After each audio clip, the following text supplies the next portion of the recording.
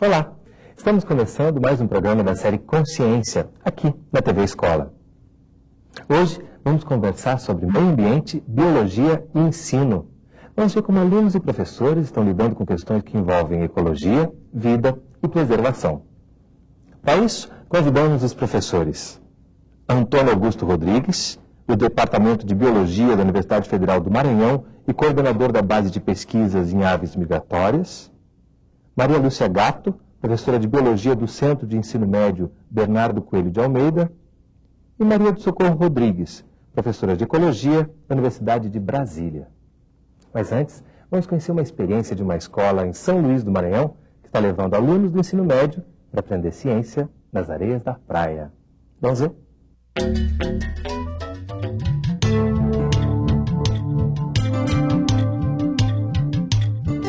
Panacoatira. Essa praia tranquila, de beleza diferente, permite observar uma variação de marés típica do litoral do Maranhão.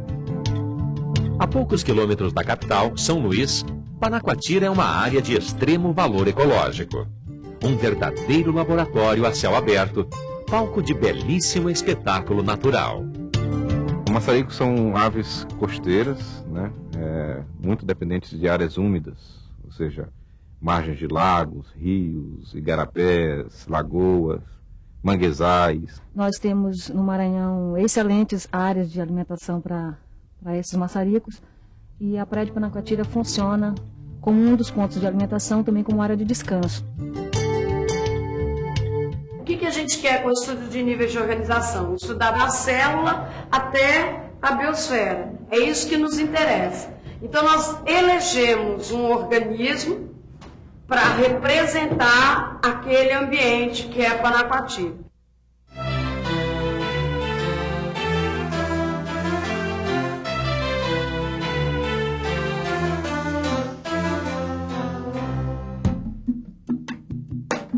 Todos os anos, milhares de aves migratórias começam a chegar em bandos. Fugindo do inverno no hemisfério norte, os maçaricos deixam sua área de nidificação no Círculo Polar Ártico para uma viagem de 14 mil quilômetros até a Patagônia. É de fundamental importância trazer o aluno do ensino médio à praia para mostrar como funciona o sistema ecológico no ambiente em loco. Mostrar os animais, né, que a existência realmente, não só falar que eles existem, mas mostrar, ó, lá está aquela espécie que eu falei na sala, é aquela bem ali. Eles vêm em busca de alimento, portanto, sua presença é um indicador da saúde ambiental. Os maçaricos são os melhores indicadores de condições ambientais. Por que isso? Onde tem maçarico, tem saúde do ambiente. Queria saber o que é isso aqui, ó, professor. Esse bichinho aqui, ó. Não por acaso, é nesta praia que alunos de uma escola pública maranhense iniciam sua inesquecível viagem pelo universo das ciências. Cada tentáculo que ela possui tem uma série de células que são chamadas de células urticantes. Por quê? Porque elas liberam substâncias que podem provocar queimadura.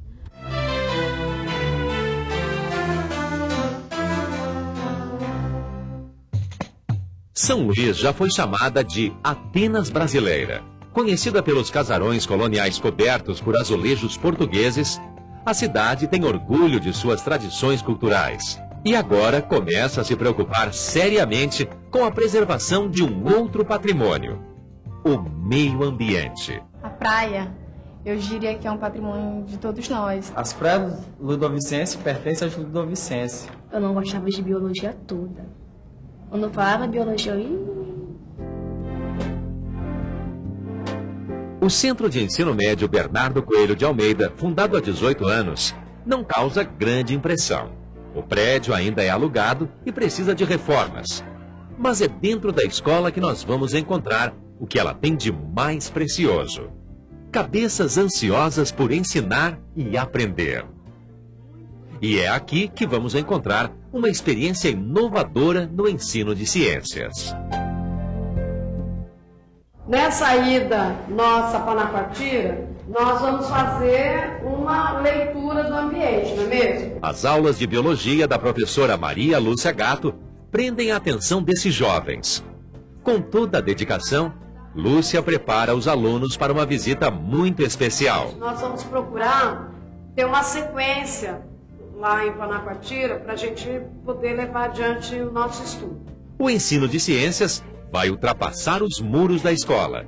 E é preciso que essa oportunidade seja aproveitada de forma que eles adquiram o máximo de conhecimentos. O que a gente vai tentar levantar já durante o caminho de ida?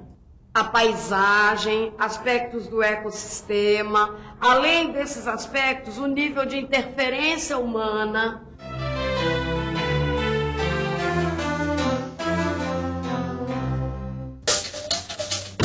É hora de ir a campo. O dia vai ser longo e de muito trabalho. Nós vamos dividir vocês em 2 grupos para poder trabalhar direito na coleta de materiais. A professora toma como área de referência a praia de Panacoatira. Exemplo perfeito da relação dos seres vivos com o ecossistema. A gente chama para essa preservação, né?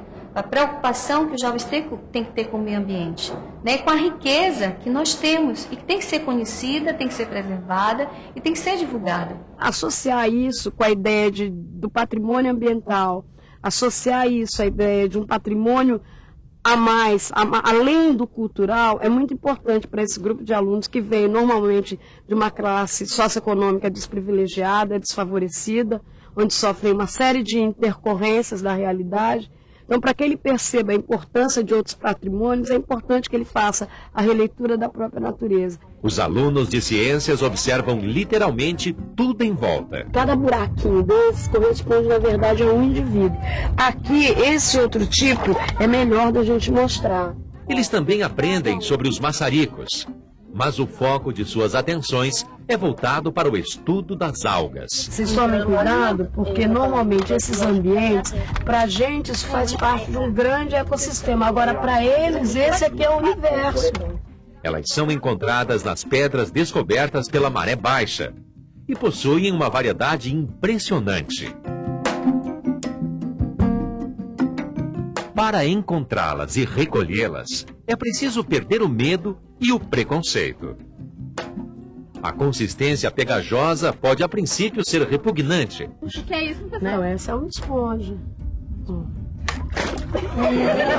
Mas o interesse pela ciência, na prática, logo vence essa barreira. 1, 2, 3, ó, são 3 tipos diferentes. Eles perguntam muito sobre forma, sobre diversidade, o que é, são coisas que eles nunca tiveram contato, moram numa ilha, mas muitas vezes, muitos nunca tiveram oportunidade de parar e ver o que é um molusco, de ver o que é um artrópode marinho, de observar o que é uma alga, então é um universo novo que vai se abrindo. A presença de algas em Panacoatira é também um indicador indireto da saúde ambiental. É hora de colher algumas amostras que serão mais tarde analisadas no laboratório. Aqui você pegou mais de um tipo, então quando a gente chegar lá no portal, a gente vai ter que separar. É importante que os alunos aprendam a pensar cientificamente e o primeiro passo para a classificação das espécies de algas é armazená-las de forma correta, de modo que os exemplares recolhidos cheguem à escola com sua forma preservada. Essa é a primeira separação que vocês estão fazendo. Se não der para separar de acordo com a forma, separe pelo menos de acordo com a coloração. Cuidado que as verdinhas são sensíveis. Estão vendo que elas são mais finas? Porque esse vai ser o material de trabalho de vocês amanhã.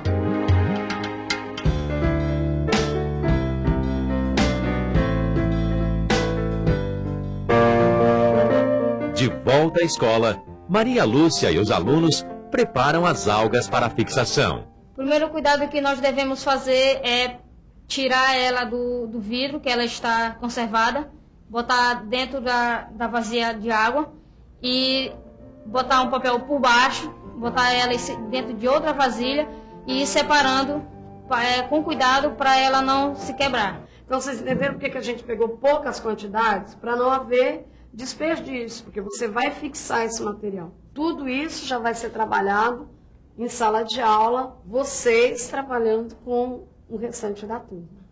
O exame das amostras determina o grau de pureza ou contaminação do ambiente onde foram recolhidas. Mas esta etapa também revela a extraordinária beleza dessas formas de vida retiradas de Panacoatira.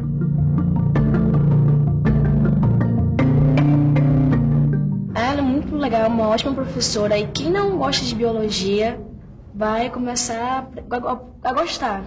Depois dessa experiência, a visão desses jovens sobre as aulas de biologia e de ciências como um todo jamais será a mesma. No decorrer do trabalho, a gente pode perceber que eles vão se envolvendo à medida que vão procurando, que eles vão descortinando alguma coisa. É como se você desse um mergulho no oceano e de repente você se desse conta que está diante de um outro universo.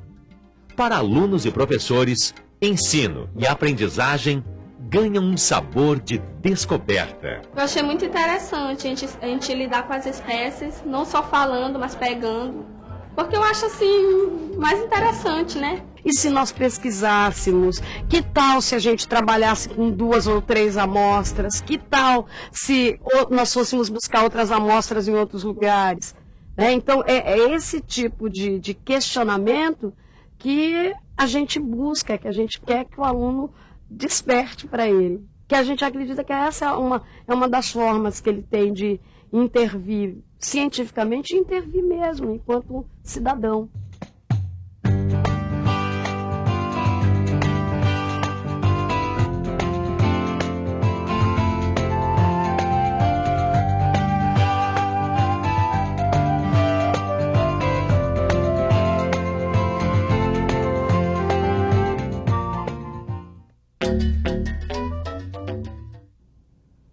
Então vamos começar nossa conversa ouvindo da professora Maria do Socorro. O que você achou dessa experiência?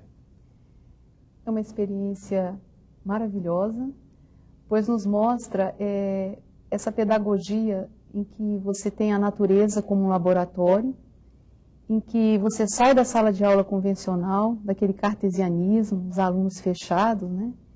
Em que o sistema permite que você, numa sala de aula, quando muito, você vê o professor e a nuca do seu colega, né? Então, quando você sai à natureza, você tem a natureza como grande mestra e com uma percepção, vamos dizer assim, ampliada, né? Porque o que o vídeo nos mostra é esse contato com a natureza, mas que tem todo o iodo do mar, tem toda a frescura da brisa, a salinidade e o contato mesmo com essas formas de vida, e que a professora leva o aluno a descobrir essa conexão, né, que essa natureza fornece desde os seus elos mais básicos da vida, que no caso são as algas. Um universo que às vezes está tão próximo e que a gente no dia a dia não tem tempo ou disponibilidade de parar para olhar com cuidado, né? Isso também é uma aula de como ver o que está ao redor da gente, né? E o caráter assim da simplicidade, para quem faz ciência, a simplicidade realmente é algo fantástico, né, Maria Lúcia?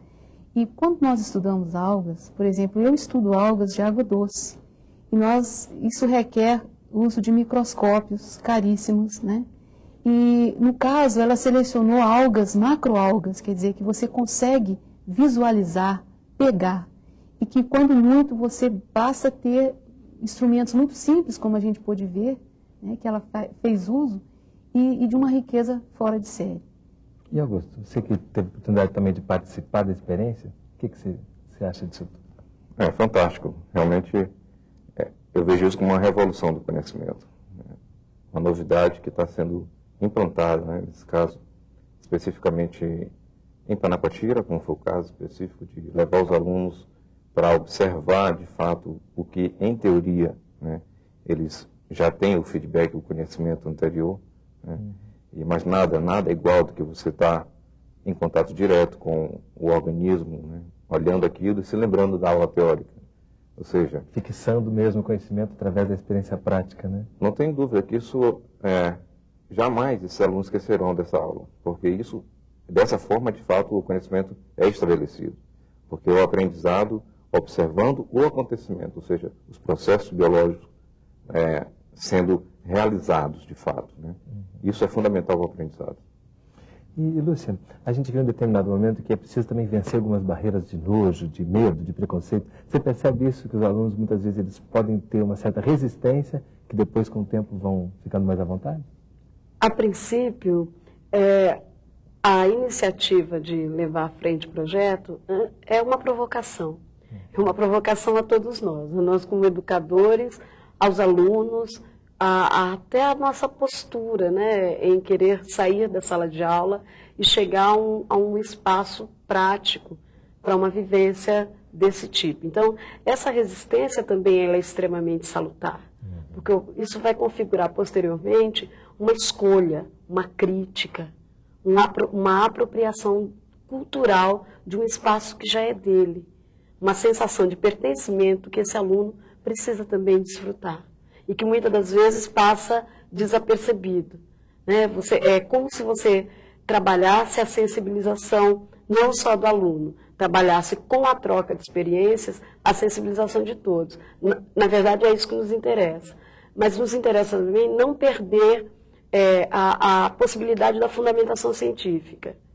Então, o nosso recorte, ele não tende a romantizar o que é o meio ambiente, mas tende a aparelhar mesmo, a possibilitar pistas que tragam o aluno para a sua posterior investigação. Posteriormente, é ele quem vai investigar. Sai do controle do professor, né? A partir do momento que você chega a campo, você possibilita um outro contato pedagógico. E esse contato pedagógico é intransferível e ele não depende só de um segmento. Ele realmente é um processo onde o ensino-aprendizado de todos passa a ser contemplado, inclusive o nosso. A partir dessa troca, todo mundo aprende, Exato. Né? E é isso que a gente vai ver no próximo bloco. Todo mundo aprendendo e também os conteúdos de biologia presentes nessa experiência. Não sai daí, a gente volta já.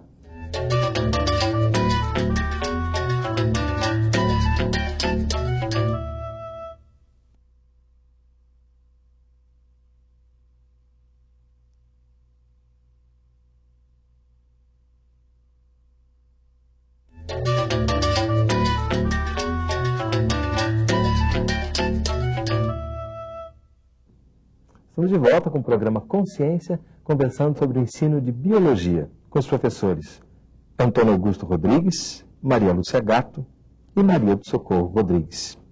Lúcia, a partir dessa experiência, que conteúdo de biologia você pode passar para os alunos dessa maneira tão interessante? É importante colocar aqui que esses alunos são os alunos que estão chegando ao segundo grau. Então, eles são alunos do primeiro ano. E os conteúdos são os conteúdos da grade curricular proposta no PCN, né? Então, o que acontece? Nós passamos a abordar níveis de organização básica dos ecossistemas, classificação integral, né, de todos os seres vivos, com suas características e propriedades, e a posteriori nós já vamos trabalhando novos indicativos de classificação científica, nomenclatura, taxonomia. Então, é o conteúdo que corresponde ao andamento do primeiro e segundo bimestre na nossa grade curricular. A importância dessa abordagem é exatamente sensibilizar a partir do momento do ingresso desse aluno no segundo grau. À medida que a gente trabalha o patrimônio ambiental, você consegue despertar, além da questão sinestésica desse aluno, essa necessidade de tocar, de aprender tocando, de perceber as coisas não só pelo que ouve, né, mas sim pelaquilo que ele consegue também reprocessar de uma outra forma. Isso tudo permite que ele consiga alcançar um novo momento de aprendizado.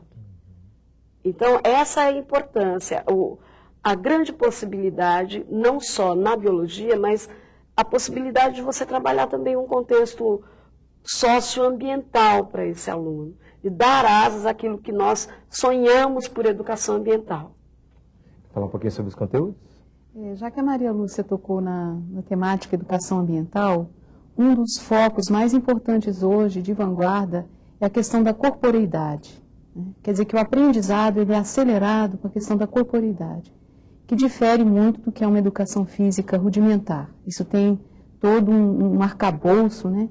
E esse fato do aluno ir ao campo, de poder perceber o ambiente com os 5 sentidos, e que os pesquisadores chamam isso de topofilia, é algo fantástico, porque realmente o aprendizado muda.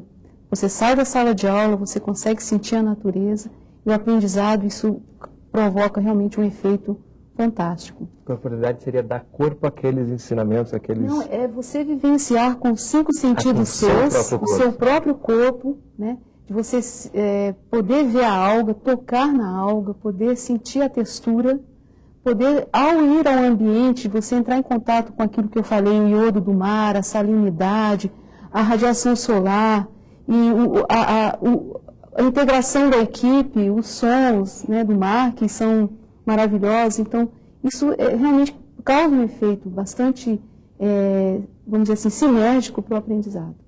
E nesse sentido, o Maranhão é privilegiado porque esse laboratório a céu aberto é uma riqueza sem par.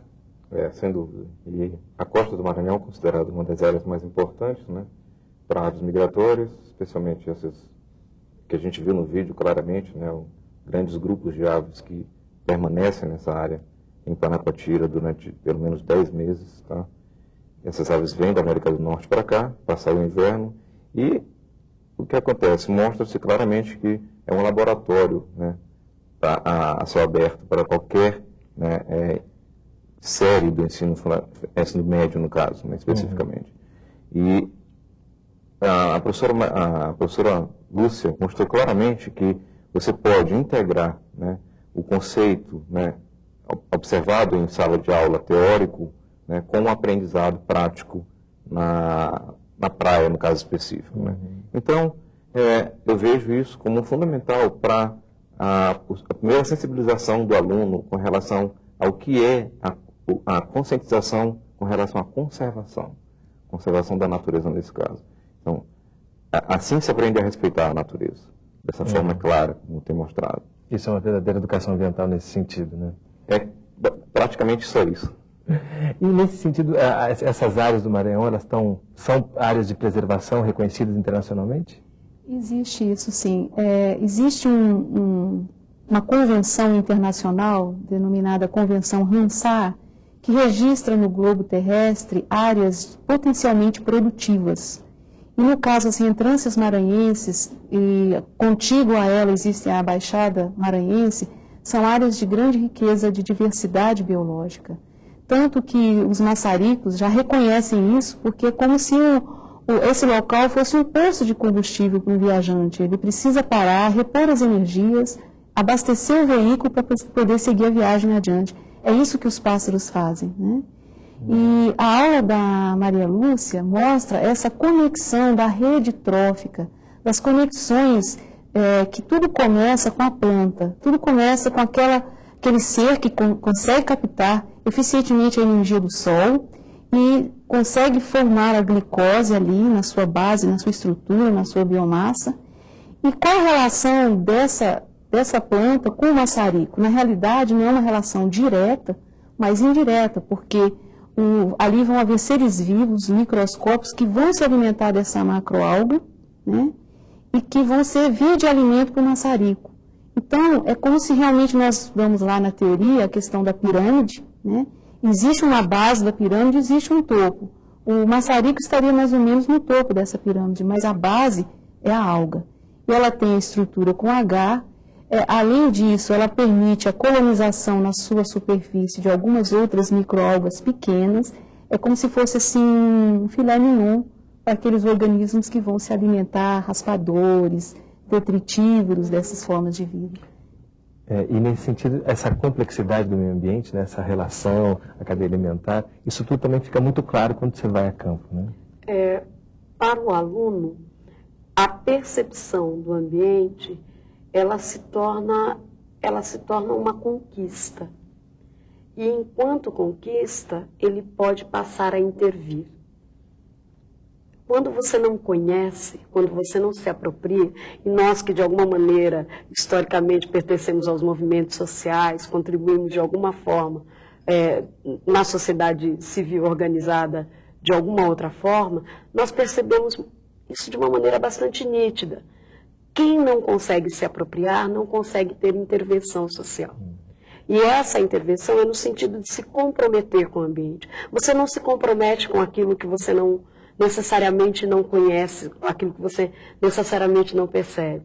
Então, esse passo para o alunado é bastante importante, porque ele passa realmente a ter uma outra percepção do ambiente. Ele não percebe, como a gente poderia imaginar, essa espécie isolada. Ele não vai passar a fazer campanhas isoladas para defesa desse ou daquele elemento. Ele começa a ter um compromisso com a manutenção, com o processo de preservação. E essa é a reconquista. Então, esse processo de reconquista é que, na verdade, o identifica, é o que, na verdade, o torna realmente capaz de exercer todos os outros princípios de cidadania. É isso que, em princípio, em educação, através de biologia, a gente também pode buscar. É buscar uma nova visualização do que seria essa biologia interagindo com as questões sociais, interagindo com as questões de preservação, interagindo com as questões ligadas à preservação de patrimônio de uma maneira mais contundente, de uma maneira mais incisiva, aonde ela realmente, a cada dia que passa, possa exigir, inclusive de outros poderes, do poder público, que tenha uma significação maior, possa exigir um maior comprometimento. E nesse sentido, quando você fala de universos, ali fica muito claro no vídeo, né? Você está mostrando para eles, aquilo ali faz parte para nós de um grande ecossistema, mas é o universo dele. Isso também pode ser transposto por uma série de dimensões da vida, né? Isso também é uma aula de cidadania, né? O que, na verdade, nos move é a própria realidade social em que nós estamos inseridos. Trabalhar a educação no estado do Maranhão não é uma tarefa fácil. Nós estamos no estado onde o índice de desenvolvimento humano é considerado o menor do país. Nós estamos num estado que passa por uma crise educacional eminente, onde os setores demonstram problemas atualíssimos. E essa perspectiva é uma perspectiva que não exclui a possibilidade de mudança. Trabalhar com educação ambiental significa também trabalhar de uma maneira fundamentada com todos esses problemas e encarar essa realidade educacional. Não deixar de fazer as coisas, porém alertar, sugerir, propor, inferir uma nova possibilidade de ação. Nós precisamos hoje trabalhar melhor essas alianças, essas parcerias. Eu vejo isso como uma experiência única, de fato. Eu ainda não tinha visto algo formidável nesse sentido. Porque, de fato, quem está dando aula no terceiro grau, no caso, na universidade, quando receber esses alunos que estão passando pela professora Lúcia, eles já estão com uma formação bem razoável do ponto de vista do conhecimento. Vão dar menos trabalho para a gente. Né? Porque eles vão chegar já com um feedback bem preparado. E isso é uma vantagem adicional, porque você pode agora trabalhar outros aspectos. E mais além ainda, né? Aprofundar mais. Ou seja, mostrar que aquele conhecimento acumulado, né, naquela passagem do ensino médio pode agora ser extrapolado. Ou seja, ele pode ir mais além do que ficar naquela coisa restrita de apenas ter olhado uma função de uma alga servindo de alimento para um organismo bentônico que vai funcionar de alimento para um grupo de maçaricos. Né? Mas todo o processo funcional a nível mundial, ou seja, qual é a expectativa disso em termos de conservação global? Então, ele já tem uma noção de que é importante preservar um único sítio migratório, que é a Praia de Panapatira, mas que é um sítio que, se ele não for preservado, o ciclo migratório não é realizado, porque é uma área de fundamental importância no estabelecimento das populações. Eu gostaria de fazer uma intervenção exatamente nesse sentido. A escolha de Panapatira não é uma escolha casual, é uma escolha baseada, inclusive, na preocupação. Hoje mesmo nós conversávamos e eu dizia que como será Panacoatira daqui a 10 anos, visibilizando aí a questão da interferência humana, visibilizando a realidade socioambiental. Como será isso que hoje tem uma riqueza estuarina bastante evidente, se não houver realmente um cuidado e uma orientação, inclusive no sentido da sociedade ter percepção desses acordos, ter percepção que essa é uma área de preservação de visibilidade mundial. Uhum. Isso nos importa, nos reporta a uma outra questão, a continuidade, o processo continuado de formação desse aluno, comprometido já com essa nova visão da realidade. Além da gente poder ter o prazer de ir percebendo vocações. Esse prazer, eu acho que, aí as outras profissões que me perdoem, mas eu acho que só nós que somos professores, em princípio, temos esse prazer de perceber o desabrochar vocacional de um aluno que você não conseguiria observar se não tivesse um trabalho de campo inicial, ou se não tivesse pelo menos uma situação de aprendizagem que o levasse a se expressar. Isso é perfeito, porque naquele momento daquela aula prática em loco, surge um biólogo dali. Uma pessoa que a partir de agora vai tratar aquele assunto seriamente, levar a sério aqueles ensinamentos. Já que ela falou dessa questão da preservação ambiental, a gente pode falar também um pouquinho do perigo dos mangues de São Luís? Sim, complementando, né? Porque justamente essas alianças que a Maria Lúcia tocou aqui são muito importantes. Porque realmente existe uma universidade, a Federal do Maranhão, que tem todo um corpo de professores, de técnicos, que eu tive a experiência de trabalhar uma parte da minha vida lá, e que eles estudam, né, intensivamente os manguezais, os ambientes não só da ilha, mas de todo o estado do Maranhão. E eu tenho um dado aqui, né, Maria Lúcia, que complementaria essa pergunta sua das projeções, dos cenários, que eu poderia trazer. Posso agora? Claro.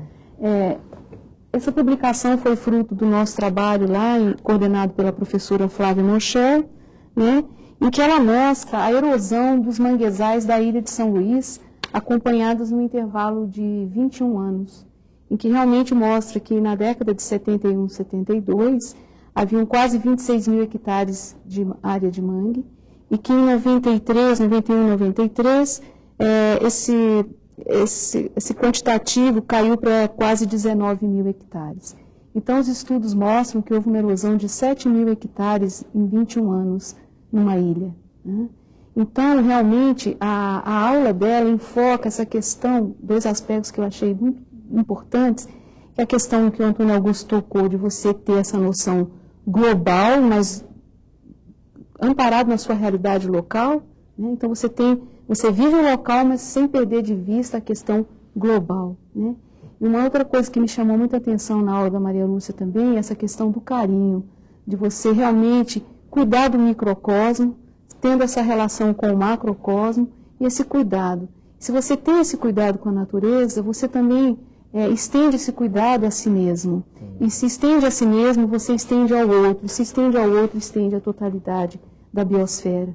Então, essa ética, né, ecocêntrica, que é o que realmente a pedagogia dela enfoca e que realmente é o que a gente almeja, realmente que o educador faça. Isso é ecologia aplicada na prática mesmo.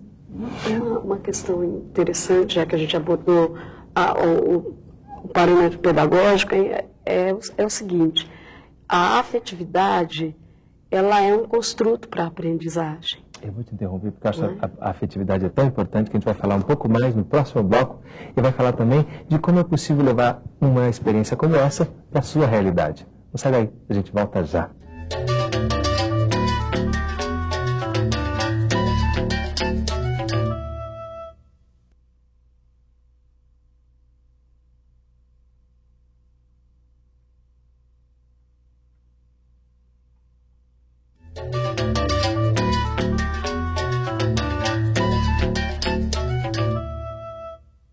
O programa Consciência está de volta conversando sobre o ensino de biologia com os professores Antônio Augusto Rodrigues, do Departamento de Biologia da Universidade Federal do Maranhão e coordenador da base de pesquisas em aves migratórias, Maria Lúcia Gatto, professora de Biologia do Centro de Ensino Médio Bernardo Coelho de Almeida, e Maria do Socorro Rodrigues, professora de Ecologia da Universidade de Brasília.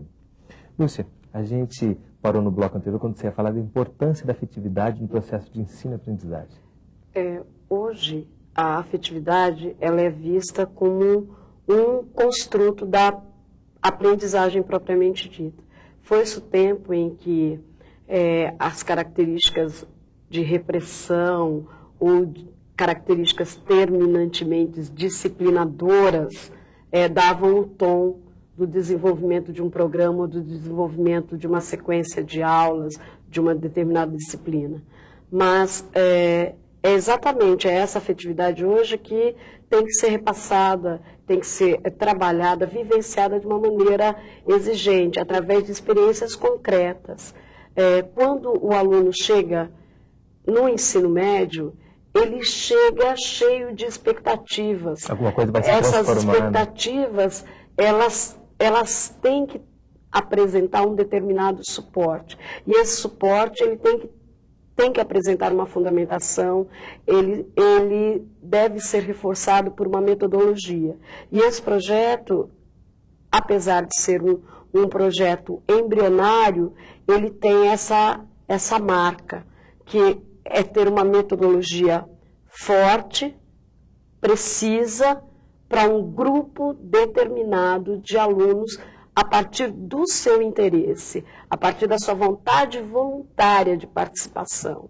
Ninguém foi forçado a participar, eles foram convidados a conhecer um projeto. E na medida que se interessaram, foram se inscrevendo normalmente para participar, para viver a experiência. Isso fica claro quando a menina fala que detestava a biologia, né? E depois ela diz, como é que alguém pode não gostar de biologia? Exato. Essa descoberta, ela não é tanto fruto do nosso trabalho, ela é fruto, na verdade, da própria alimentação de pesquisa subjetiva que aquele aluno apresenta, mas que de alguma maneira ainda não tinha sido relocada, ainda não tinha sido detonada. Então, isso é importante. O projeto em si, ele tem essa marca e em todos os momentos, tanto na situação de campo, quanto na situação escolar, nós não deixamos que ficasse mascarado em nenhum momento as condições em que esses meninos trabalham e como eles conseguem superar essas condições. Mas não é pelo fato de superá-las que eles não devem exigir novas condições de aprendizado e de trabalho. Esse microprojeto, ele deve ser sim um plano piloto para melhora da realidade social desse aluno também. Ele tem também esse compromisso. E na medida que ele passe a detectar novas possibilidades de parceria, com certeza devem fluir novas expectativas de aumento de qualidade. Falando em possibilidades de parceria, essa é a primeira vez que alunos foram visitar sua base de pesquisa. Como é que foi isso para você? Bom, de fato foi uma experiência muito nova, né? E a primeira vez que alunos de ensino médio frequentam uma base de pesquisa do ponto de vista científico elevado, né? Então, nesse momento a gente vê que a professora mostrou grande interesse em levar o conhecimento, né, para a prática, ou seja, então ela procurou a gente, né, de alguma forma, descobriu que existia uma base de pesquisa em Panacoatira e fez um intercâmbio para mostrar para os alunos que como fazer ciência, né, na beira da praia, lembra, sempre tendo aquele feedback do conhecimento anterior, né, em sala de aula, o conhecimento teórico, porque, de fato, se você não tem esse conhecimento teórico antes, levar os alunos na prática sem mostrar isso anteriormente não é viável do ponto de vista do aprendizado. Então isso foi formidável, isso foi absolutamente muito interessante. Com o que a sua base trabalha especificamente? Bom, a base trata da proteção de áreas úmidas, que são de importância internacional para aves migratórias de larga distância. Então, todas as aves que ocorrem em Panacoatira, na praia de Panacoatira, né, uma grande porcentagem, 90% pelo menos, São aves que reproduzem no Canadá e no Alasca e nas zonas temperadas da América do Norte. E após a reprodução migram para o sul do Brasil, para o sul da América do Sul, fugindo do inverno rigoroso. E passam pelo norte da América do Sul, né, e algumas permanecem nesse setor. Então a base foi estrategicamente colocada para monitorar populações de aves ao longo de um tempo. E o que tem sido observado é que, infelizmente, há uma tendência na diminuição populacional de algumas espécies, em função de declínios de manguezais, que as aves são inteiramente dependentes desses recursos tróficos que dependem do mangue. Então a professora Ana Socorro, inclusive, tem dados claros de diminuição de recursos tróficos em manguezais, em função, né, da diminuição da área de mangue que ela mostrou agora há pouco. Complementando, né, esses estudos de Morchel e colaboradores, do qual eu fui membro de equipe, e mostram claramente que os manguezais íntegros, eles podem produzir de 3 a 6 toneladas de caranguejo, quando esse percentual, esse quantitativo, cai para meia tonelada para manguezais impactados. Então, você imagina, né, nós colocamos aqui o maçarico no topo da cadeia alimentar, mas se você for colocar o homem, você vai ver que o pescado vai ser afetado também. E todas as pessoas que dependem dessa produção. Claro, né? As pessoas, a inflação, o preço do pescado, a questão do ecoturismo, até isso chega às divisas, né, essa questão mesmo, né? E cada vez mais o que se observa também às vezes a biopirataria, né, de navios que vêm de outros estados fazer pesca clandestina nas costas do Maranhão. Isso é noticiado, isso é do conhecimento dos pesquisadores, justamente por causa dessa riqueza. À medida que você vai erodindo a vegetação, você já vai tendo uma perda desses recursos pesqueiros e que vai chegar a afetar o homem. Só rapidinho, esses dados estão mostrando claramente que a população de caranguejos na ilha de São Luís tem declinado.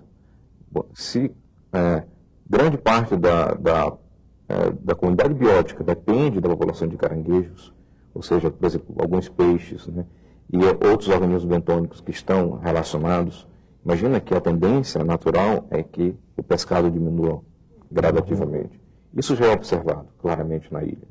Então, toda a comunidade biológica que depende desse recurso tende a cair também, naturalmente. Bom, então vamos voltar um pouquinho para o projeto. Eu queria saber que tipo de dificuldade você enfrentou quando você pensou em fazer isso que já foi chamado aqui de uma revolução. Em primeiro lugar, o próprio cronograma, aula, o planejamento, aula da instância pública, né, do Estado, né? A rede estadual, ela passou por uma série de intercorrências, vamos dizer assim, que fizeram com que o ano letivo tivesse uma alteração. E isso, de certa forma, tornou um pouco mais vagarosa a nossa inserção na área. Outra questão também que dificultou o trabalho foi a falta de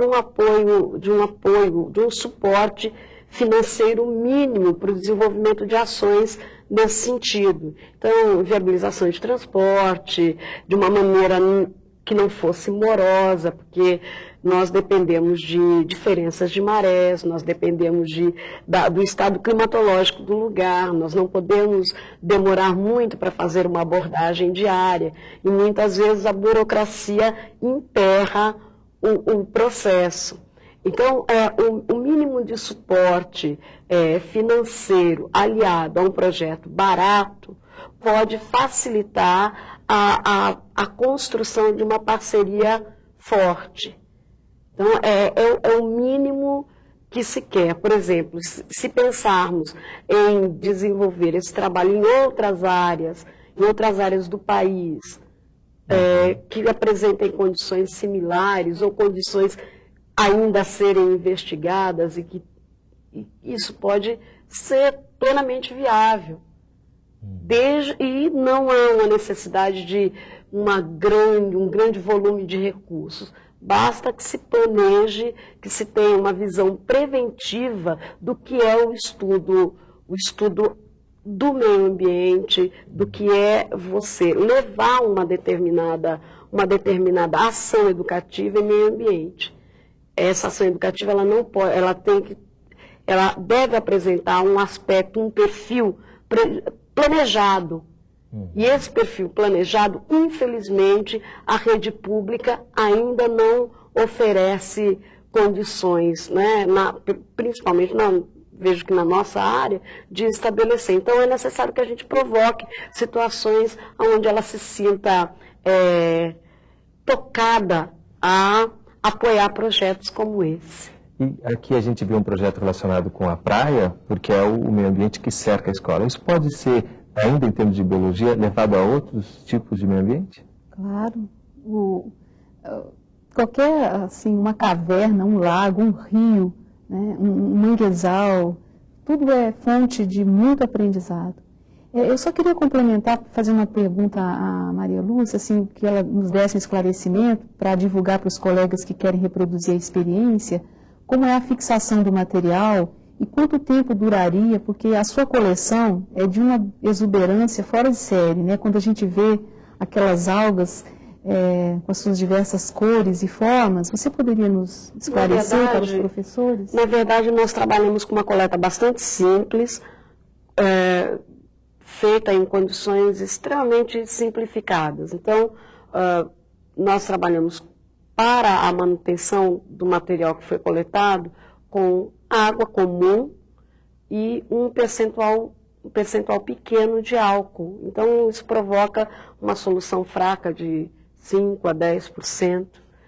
E isso é o suficiente para que você mantenha as condições básicas, né, daquele material que você vai fixar preservados. Por quê? Porque como você vai fazer uma fixação permanente utilizando papel, a própria celulose do papel interage com o material presente, com as substâncias presentes no corpo da própria alga.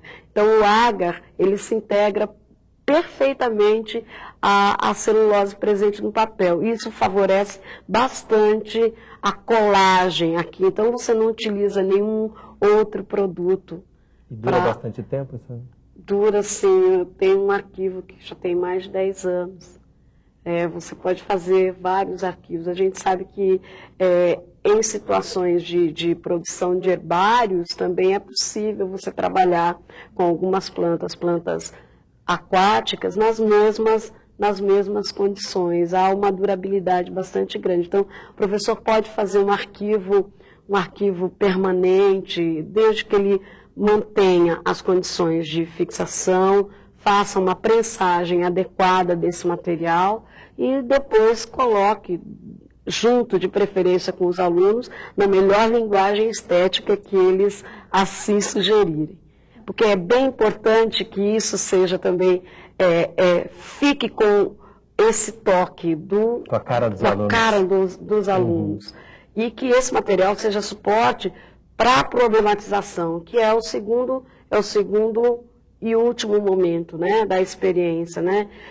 A abordagem transversal dos perigos, da interferência humana, a abordagem transversal sobre problemas relacionados a outras espécies, possa ter aquele elemento ali como um link, como uma possibilidade nova de religação com outros temas na área de biologia, na área de ecologia. Uma complementação, né, Maria Lúcia, também, por exemplo, no nosso país ainda se faz praticamente nenhum uso do agar, assim, na nossa dieta, como, por exemplo, os orientais, os japoneses, onde essas macroalgas, elas servem de alimento, esses pratos mais sofisticados que nós hoje já encontramos no nosso país, né, o sushi, sashimi, que tem, sobretudo o sushi, que tem são algas marinhas que são enroladas no arroz. Que envolve aquela parte pretinha que envolve. Exato, aquilo são algas marinhas e que realmente, né, fazendo uma seleção, você poderia até vamos dizer, fazer uma incursão na gastronomia com os alunos. Isso também seria um ponto muito interessante. Dos aspectos nutricionais, né? Que podem ser explorados. Aprofundar ainda outros conhecimentos. Né? Existem outras bases de pesquisa como a sua que também possam haver possíveis parceiros de outras escolas de ensino médio? Eu ia até voltar nesse ponto com relação a essa iniciativa da professora Lúcia, e que mostra claramente que não precisa de muito recurso para fazer o que ela fez. De fato, basta ter vontade. Se o professor tem vontade de fazer, de alguma forma ele planeja com o aluno, com o alunado, né? Olha, economizem 10 centavos por dia para pagar a passagem de ônibus para a gente visitar uma área de floresta em um determinado local. Isso já é suficiente para você ter uma experiência nova, porque você não aprende biologia em sala de aula. Você vai aprender biologia de fato em campo, observando os processos. Então isso é suficiente. Se tem força de vontade para fazer isso que ela apresentou para a gente, é suficiente. O aluno pode pagar uma passagem de R$1,50, R$2. Né? Isso é normal, ele consegue ter isso. Né? Porque ele consegue para outras coisas, comprar uma coisinha ali.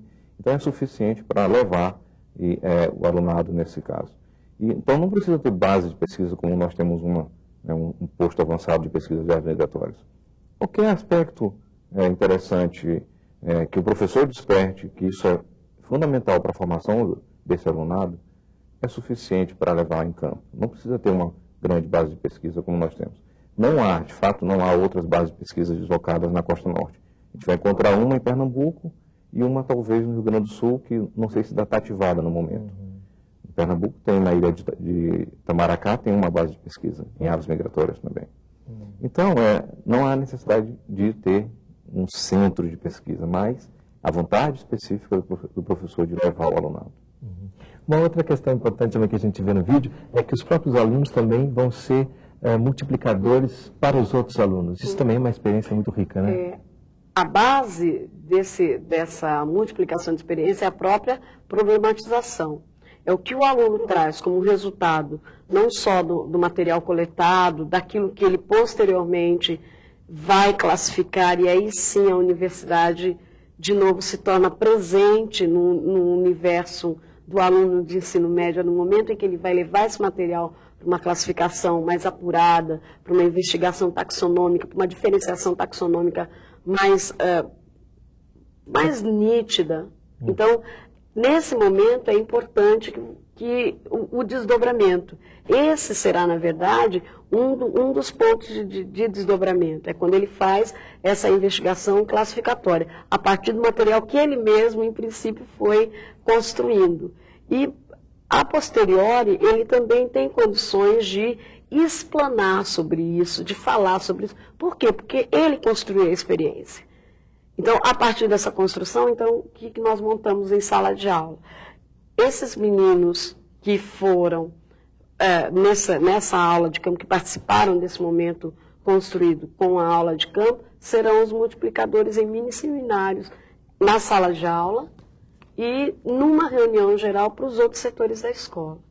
Então, a ideia não é também só atingir, né, o aluno da sala dele, mas atingir também outras instâncias, outros atores sociais que aparecem no universo escolar, para que se tornem cada vez mais sensíveis à nossa causa. Maravilha. Queria dar os parabéns e agradecer muito a sua presença aqui conosco. Eu é que agradeço. E agradecer também Maria do Socorro e Augusto por estarem aqui conosco hoje. Muito obrigado. Muito obrigado. E esse foi mais um programa da série Consciência, aqui da TV Escola. A gente queria agradecer também a sua audiência. E até a próxima.